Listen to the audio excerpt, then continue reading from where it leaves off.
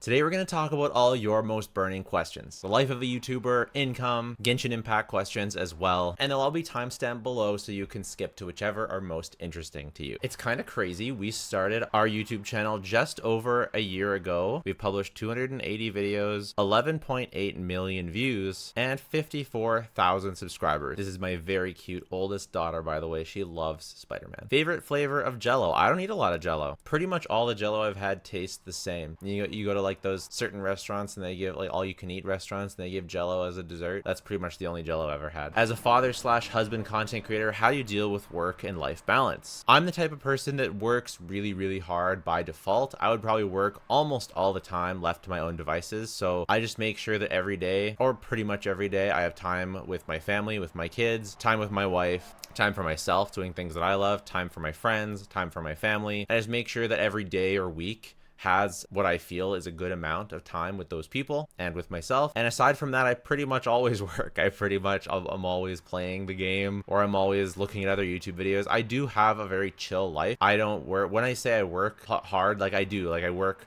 I don't know, probably 50 hours a week plus, but a lot of my work, I take a lot of breaks, I relax, I'm watching TV while I'm testing Genshin stuff in the background. So I make sure that I don't work with like a stress in my mind. I don't work with feeling like I always got to get stuff done. I know what I have to get done. I know that if I'm relaxed, I'll do a better job. I know if I'm having fun, I'll do a better job. So I always make sure that I prioritize being relaxed, having fun, not taking things too seriously, because again, I'm the kind of person that's bent towards working really hard. But I know that my content isn't the best if I'm really grinding, if I'm really trying to pump things out. I don't believe in the grind set. I don't believe in just putting your head down and working really hard. I think that's sort of an overcorrection to what most people do. I do think a lot of people for sure just want to sit there and chill, and they just want to sit there and play video games. And for sure, you gotta get yourself in and make a real video and make a real thumbnail and do the stuff. But I don't have the mindset of, oh, I gotta do more, I gotta be more efficient, I gotta grind more. I used to be really efficient minded when I was doing my past works, but I've come to realize that being present, being relaxed, enjoying life, having fun is very important, and that will lead to the best content. Because at the end of the day, my goal is the best content, and since my content is really focused on me talking and not like highly edited stuff, the best content is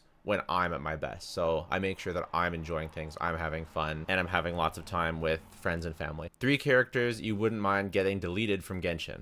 Aloy, Diona, and I don't really want Xinyan to be deleted, but if she could be removed, then we could have a new guitarist that with a bit of a redesign, in particular the kit, and maybe just better clothes. I think Xinyan's clothes are just a bit on the simple side. Do you think Furina will be continuously the #1 character in Genshin? No, I think that the Pyro Archon will be #1 when she comes out.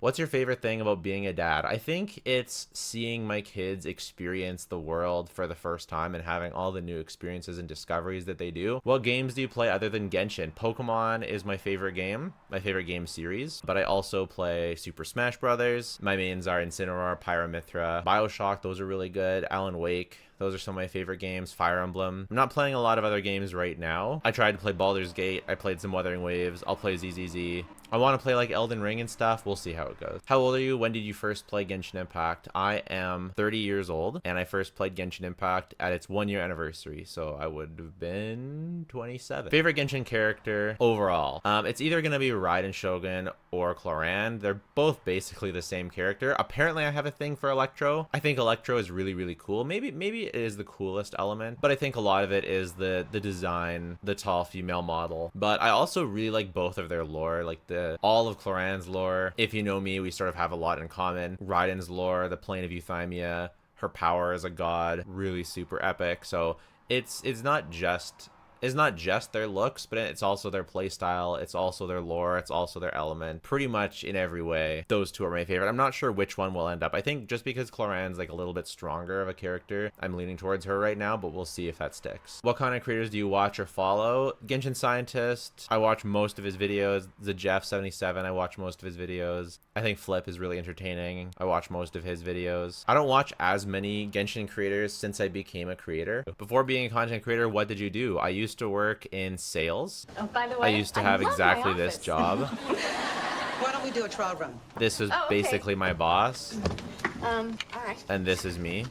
Hi, this is Phoebe from Empire Office Supplies. Can I speak to your supply manager, please? I'm the supply manager. Yep, that's exactly my Okay, script. I'd like to talk to you about your toner needs. We don't need any toner. Oh, okay. Well, That's I'm sorry exactly to what bother they you. Bye-bye. Yeah, you're right. This is easy. That was my life. I sold toner on the phone just like that. Then I went into selling copiers for Toshiba. Then I sold garbage services for GFL. And then I worked at Peninsula. They sold HR, like outsourcing HR services and employment contracts to small businesses. And all through all of those things, I also did a network marketing business, which is a nice way of saying I kind of got sucked into a pyramid scheme. And so I was doing that for many years. And so I basically had 2 jobs, and that was a lot of work. That was crazy. And I did not enjoy them at all, but I worked really hard and had a pretty decent living from those things. If you could cosplay as anyone in Genshin, who would it be? I think my wife and I have a plan of cosplaying Clorand and Tartaglia for Halloween. We'll see if it comes together. If you could make a playable Genshin character, what would they be like? Looks, kit, element, nation. So looks,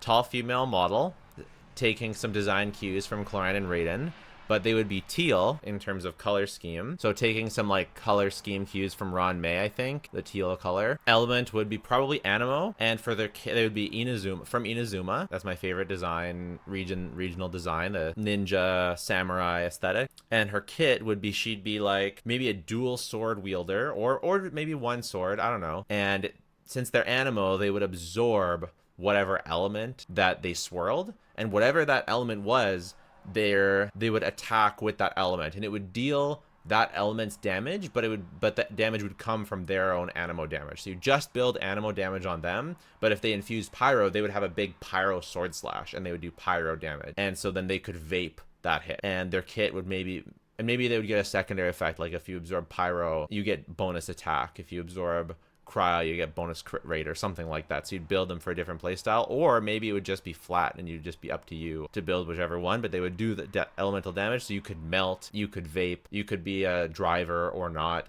Maybe they do like 6 big slashes during their infusion, they would be a DPS. Yeah, that would be my ideal kit. That's what I would design. Hopefully Genshin watches this and listens, because that sounds legitimately dope. What do you think Genshin is missing for content and quality of life that could be realistic led? Proper artifact loadouts for quality of life. There's other quality of life. I can't think of them right now. I'm not in the mindset for it. For missing content though, the biggest thing that they need is, I'm very happy with the new endgame mode. I think it's going to be really fun, but they need to add another endgame mode where it takes advantage of the Genshin exploration, that it's like a dungeon. Maybe you solve a puzzle to get a buff, and you could skip the puzzle, but then the boss fight will be harder. Or maybe you solve the puzzle or fight some monster, and all through this sort of dungeon, there's rooms where there's a puzzle, then there's rooms where there's elites enemies, and then there's rooms where it's maybe waves, or maybe protect the monolith, and then at the very end you fight a boss, and you get buffs, and maybe you gain other characters on your way to the boss. And I think that would be really cool. I think something that merges Genshin's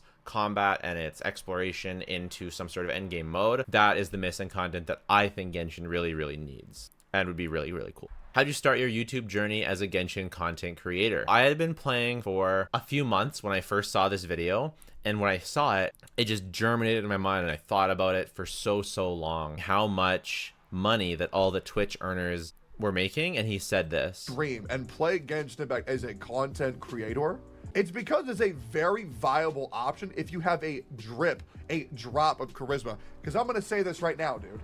Genshin Impact content creation, there are some bottom of the barrel channels that will explode by just covering leaks and making guides. There are people with 1.5k subscribers getting 500,000 views on leaks, and all they're doing is reading off a goddamn notepad. So here's a great idea. If you actually genuinely enjoy the game, and if you still enjoy the game in the current game state, congratulations. You're about, the 50 players that MiHoYo is actually still. So I saw this video when it was new 2 years ago, and I saw that and it just germinated in my mind. And basically, as I was playing Genshin, I would make tier lists of my own, and I didn't have all the characters, but I was making the tier list, and I would be watching other content creators' opinions on characters and trying to say, oh yeah, this character is better than this one. And so that's how I would take my tier list that I would make very, very seriously, and I still do to this day. And I would always talk to my wife, because she played the game too, about how this character is coming out looking like they're better than this character, and I'm gonna get this character character or not. It all started from I was trying to figure out what Raiden's best team actually was,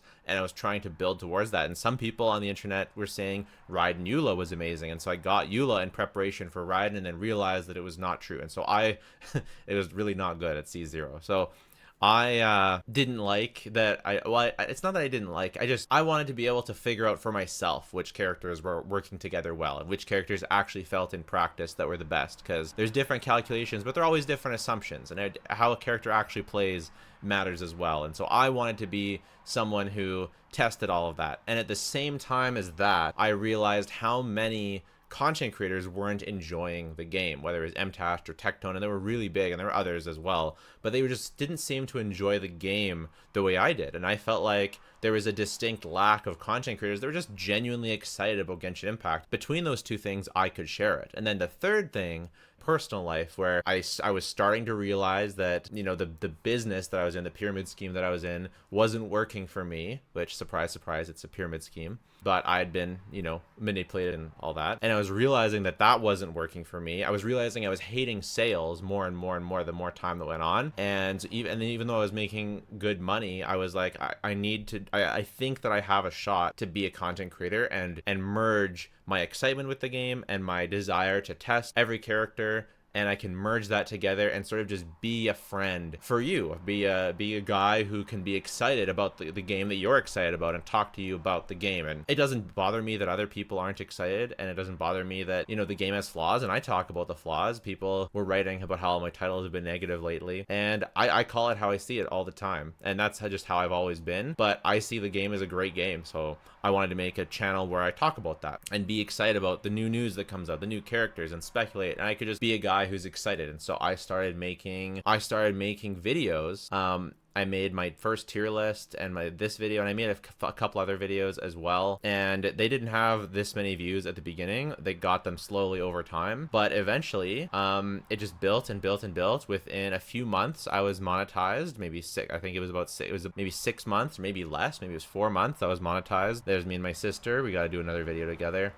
And then I worked for a while longer. And while this was happening, I quit the pyramid scheme network marketing thing that I was a part of, and I moved to a place closer to family. And then I was still working my job remotely, and then I got fired from my sales job because there's a change of management and it didn't vibe well with me, and I wasn't performing as well under the new management. I don't work well when someone, you know, tries to pressure, and it was very high pressure sales, and before it was very relational and very chill, and I work much better under relational. I just like to do my work and chill, but the new one was very high pressure, and I just folded under the pressure. I don't work under pressure. It's just how I am. And I decided to go full time. We had, you know, $15,000 in savings from over the years, and we're like, hey, I'm going to try full time. I'm going to try a daily upload. It was a big risk. We had just started, we were renting, we're trying to save for a house. We got the kids, but I was like, you know what? I think I can make daily videos for a while, and I'll make daily videos and see if I can become a full-time content creator, because things were growing, things were cooking. So my next 2 videos got 258,000, 162,000 views, and the channel just blew up. It took off. I couldn't believe it. And instantly all my videos were doing really, really well. Another huge video. And it was perfect timing. It was right before Fontaine was coming out. The hype was increasing. And after a month, my channel got 20,000 subscribers. I got reached out to by some companies who wanted to sponsor videos, who wanted to partner with my channel. And so then I wasn't relying, and I agreed. And that changed my life, because then I wasn't relying on just ad revenue, on just Patreon. All of a sudden, these companies were partnering with me for my channel, and that changed everything. And now now I know people always ask when I post, you know, my thing, they ask how much money I'm making.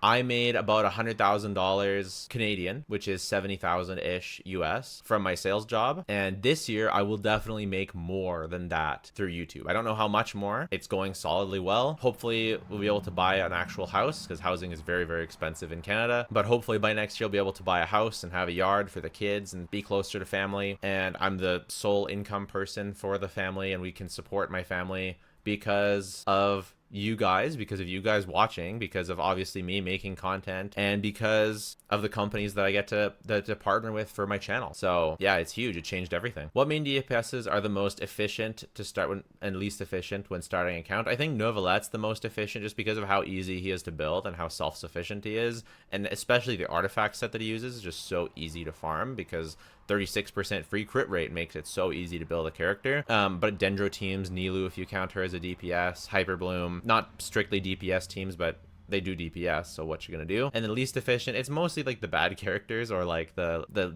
characters that just don't get as much bang for your buck. Eula, yoimiya, characters like that. Is C3 Xiangling worth building? Yes, because you'll get C4 probably pretty soon, whether it's from a banner, standard banner, shop, lantern rite. You should build her because you'll get C4 soon. I remember Mini Jello asking for cow hearts before in a stream. Where can I send artworks? Oh, that's so sweet. Thank you, Clefairy.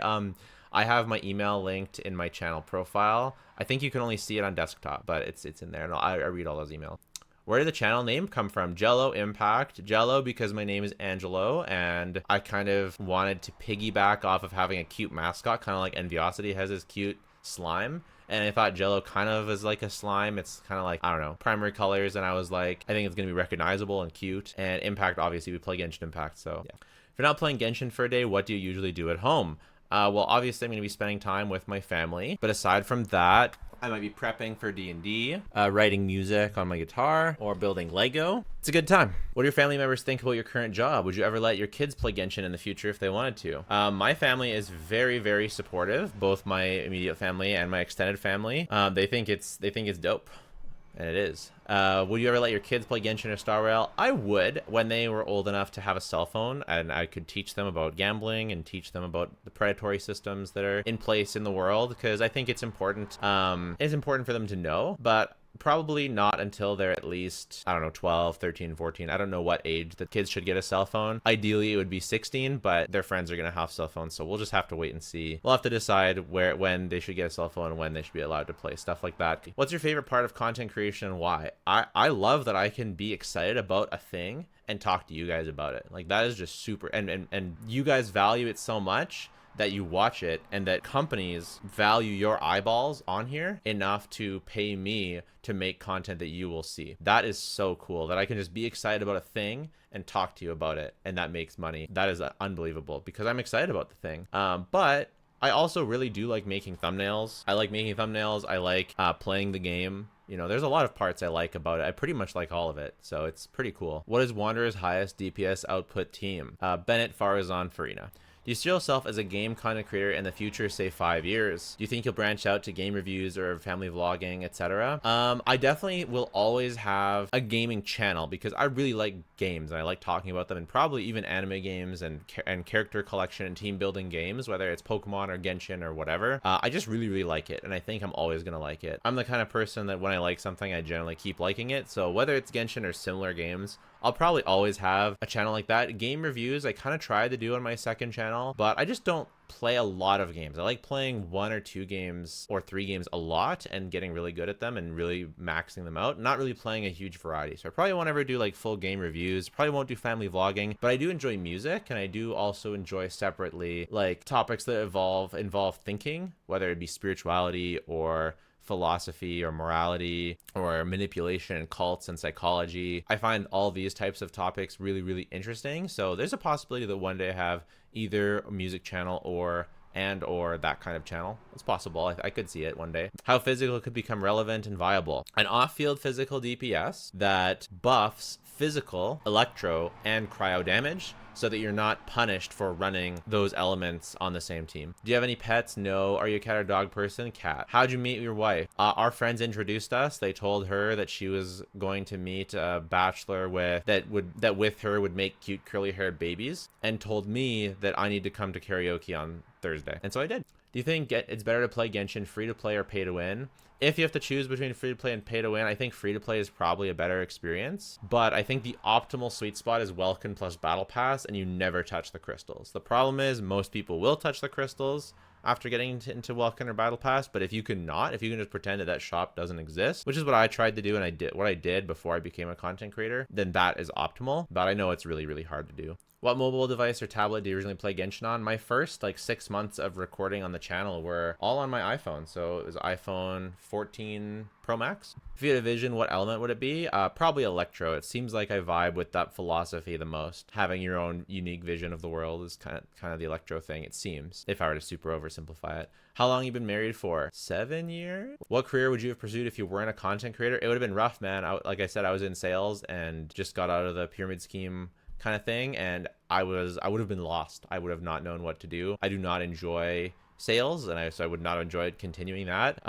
Who knows? I have no idea. I'm so glad I don't have to think about that. Do I think Natlan will power creep the rest of the characters? I think that Natlan will have about similar power creep to Fontaine, whereas they introduce a couple S tier characters, but everyone else is really, really good. That's how they're kind of power creeping, is everyone's just above average, which means that the average is moving up. So it's not like the obvious power creep where it's new best character after new best character. It's everyone's above average. How much have you spent of your own pocket in Genshin? Probably, before I was content creation, it was just Welkin and Battle Pass for like a year and a half. Now that I'm content creation, probably a lot, probably like 6 grand, maybe a bit less, maybe 5. Fave husbando Zhongli. How does it feel to be the only Genshin player to reproduce? What is with this profile picture? How are you able to upload Genshin videos, guides, and builds so quickly and consistently? Well, first, I spend a lot of time playing the game, so I know the game really, really, really well. Guide videos take a lot of hours, like a lot of hours of testing every character, and so I have a very good idea of everything going into it. And then to actually get the videos out, because I know everything so well and I've made so many videos now, I don't really need to have like a script.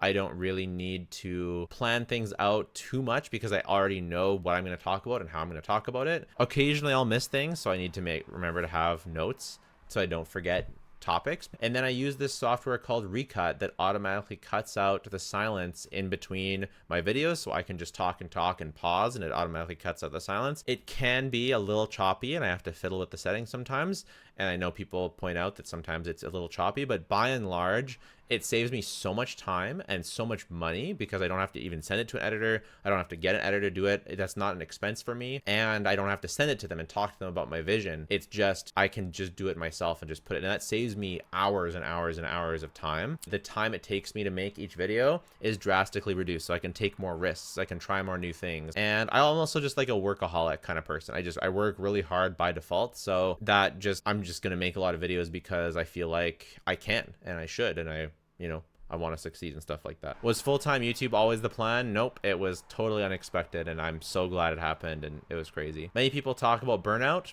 Never got it myself, and I think you have the same energy. I think it's 2 things. Number 1, I definitely don't play if I don't feel like playing. If I don't feel like making a video, I take time off. If I don't feel like playing Genshin, I don't play Genshin. I've had definitely a number of times where I haven't done my resin or I haven't done whatever, but the other thing is I really, really like Genshin. So, and I kind of have the kind of personality that I really get into one thing and I really like to max it out, and I don't really get sick of it.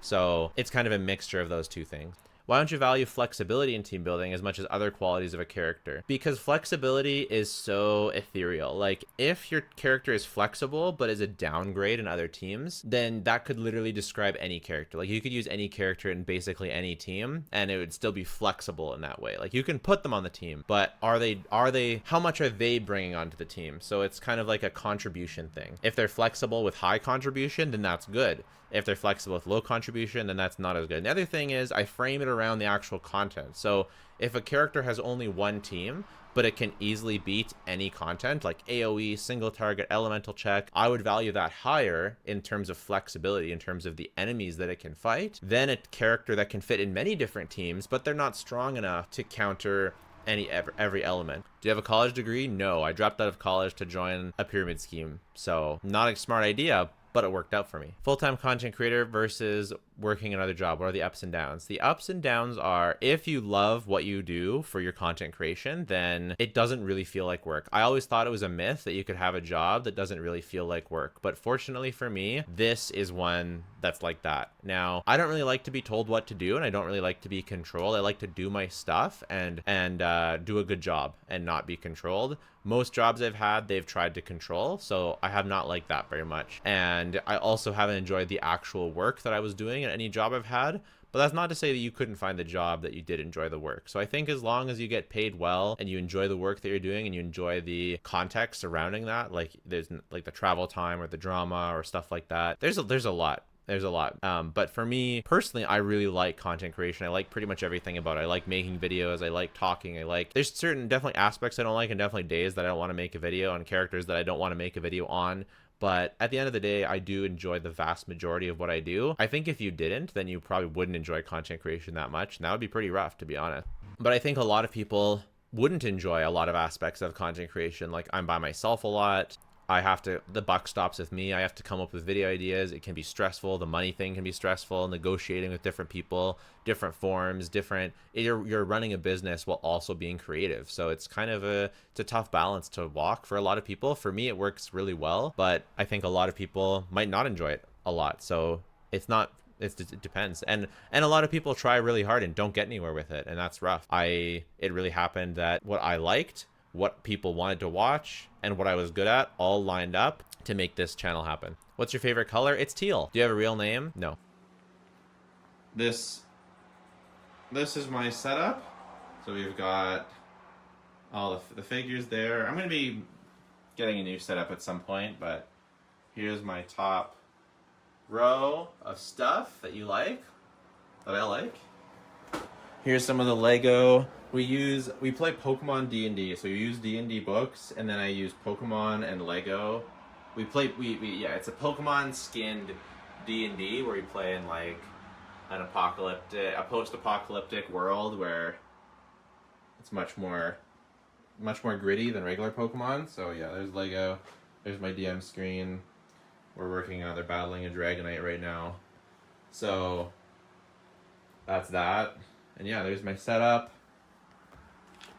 My mic, dual monitors, my chair.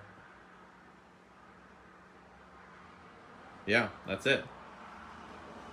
Let me know if you have any thoughts or comments or questions, and I will try and respond to more comments than normal in the comments below. So give me your thoughts, say hello, take care, bye for now.